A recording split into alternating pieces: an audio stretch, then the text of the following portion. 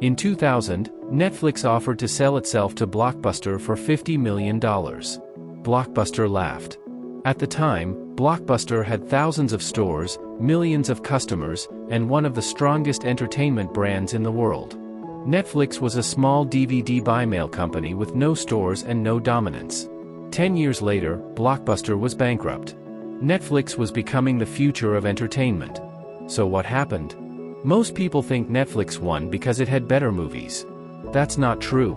Netflix won because it made a series of bold strategic decisions, at moments when it didn't have to. And Blockbuster lost because it failed to make equally bold decisions when it should have. To understand this, we need to go back. In the late 1990s, Blockbuster controlled movie rentals. If you wanted to watch a movie, you drove to a store. You walked through aisles. You hoped the latest release was still in stock. You rented it for a few days. And if you returned it late, you paid a fee. Late fees alone generated hundreds of millions in revenue. This system was extremely profitable. And because it was profitable, it felt permanent. But permanence in business is often an illusion. In 1997, Reed Hastings co-founded Netflix. The idea was simple. Instead of driving to a store, customers could order DVDs online. They would receive them by mail. No late fees. Flat monthly subscription. From the outside, it didn't look revolutionary. It looked small.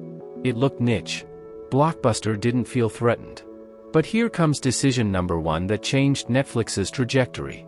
Netflix chose the subscription model over transactional rentals. That decision did two powerful things. First, it removed friction for customers. Second, it created predictable recurring revenue. Blockbuster made money every time you were late. Netflix made money every month you stayed subscribed. That difference in incentives shaped everything. Netflix wanted you to stay happy. Blockbuster profited when you were penalized. That subtle shift in business model was the first crack in the old system. In 2000, Netflix approached Blockbuster with an offer. For $50 million, Blockbuster could acquire Netflix. Blockbuster declined. To them, Netflix wasn't a threat. It was a minor competitor in a business they dominated. But Netflix wasn't thinking about stores. It was thinking about technology. As the early 2000s progressed, something important was happening quietly. Internet speeds were improving. Computers were becoming household items. Digital infrastructure was expanding. These changes didn't look dramatic at first. But they were compounding. Reed Hastings understood a principle that changes industries. Technology adoption starts slow, then accelerates. And when acceleration begins, the old model collapses quickly. That leads to decision number two. In 2007, Netflix introduced streaming, before the world was ready. At that time, streaming barely worked. Videos buffered constantly. Image quality was inconsistent. Most households did not have fast broadband. And here's what makes this decision powerful. The DVD business was still growing. Netflix did not pivot because it was desperate. It pivoted because it saw what was coming. Streaming threatened its own DVD revenue. It meant investing heavily in servers, licensing agreements, and digital infrastructure. It meant teaching customers a new behavior. It meant risking short-term stability for long-term dominance.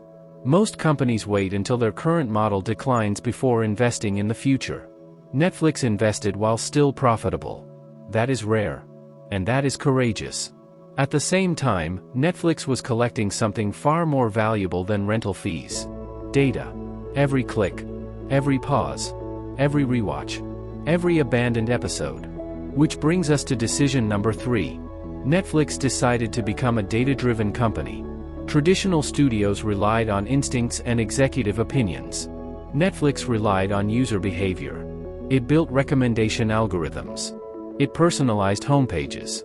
It tested thumbnails. It experimented constantly. This meant Netflix didn't just distribute content.